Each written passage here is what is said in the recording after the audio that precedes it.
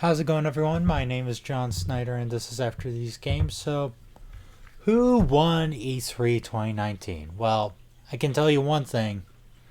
It was definitely not Bethesda or Ubisoft. Yeah, no, they were not even competitors in this uh, line of E3. And the beginning of E3 was very disappointing, but the winner, it really does come down to between Square Enix and Nintendo. Now, I did just finish watching the Nintendo E3 Direct, so um, I might be a little bit biased, from the hype from Nintendo, but I do think Nintendo won overall. But Square Enix definitely had a very good presentation. So this is not a slight against Square Enix, but I just overall think Nintendo had the better presentation. Now, the reason I believe is that they had the big surprises at the end of the presentation. Because even though, yeah, ending Square Enix presentation with quite a bit of Avengers game information, about like 13 minutes or so, with a little, tiny bit of gameplay and a lot of about the story and characters and all that.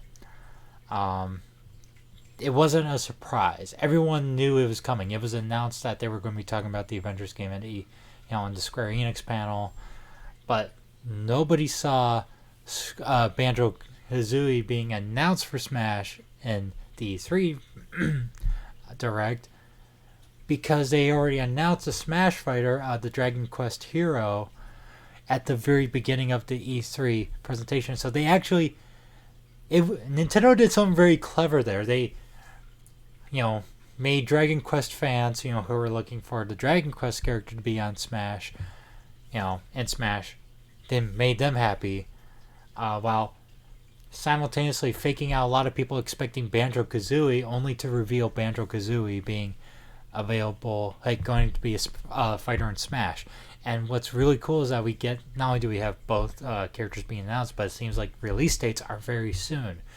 It's sooner than Joker came out, where it seemed like forever for Joker to come out, but with Dragon Quest Hero being summer and fall for Banjo Kazooie, it's looking for a good summer with Smash. And the announcement and trailer for the Breath of the Wild sequel, there's no official title to it yet, but that looks very interesting, and it looks like we're going to get Ganondorf, or zombie Ganondorf.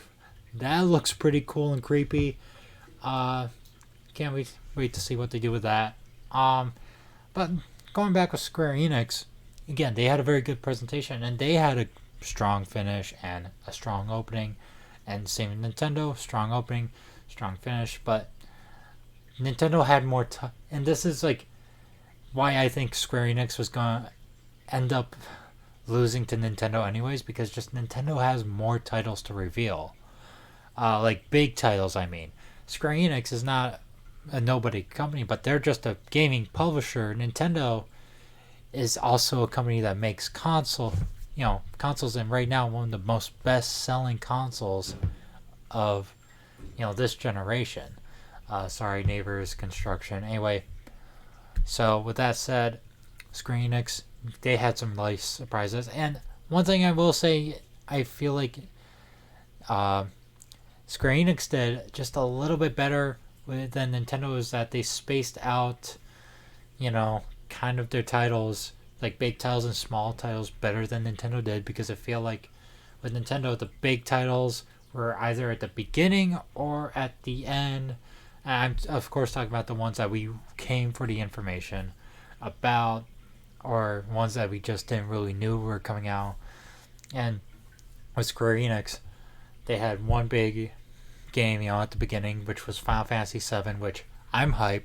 I'm hyped for Final Fantasy VII Remake. They ended with Avengers, but at the beginning, at the middle, they talked about Dragon Quest Builders, extensively. So if you're a fan of that series, you'll like that. But this is like big surprise was Final Fantasy VIII Remastered. I think that was a nice surprise at the middle of the presentation. But yeah, overall, Nintendo won. And it's because they actually did a fake out just to reveal, oh yeah, Banjo's coming at the end, and they just had their big surprises saved up for the end, which I applaud Nintendo for. In fact, you'll be seeing if you want, you can watch my video of like my live reaction to the E3. Yes, it was yesterday's video. You can watch my reaction there. I'll probably put a link down in the description below. If I don't, whoops. Anyway, that's my thoughts. Nintendo won. Square Enix close second. Microsoft third. Somewhat distant. Not too distant, but I wouldn't say close third. Everyone else last place. Let's be real here. They're just nope. They weren't competition.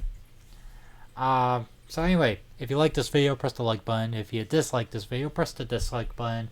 Let me know in the comments what were your highlights for this year's E3.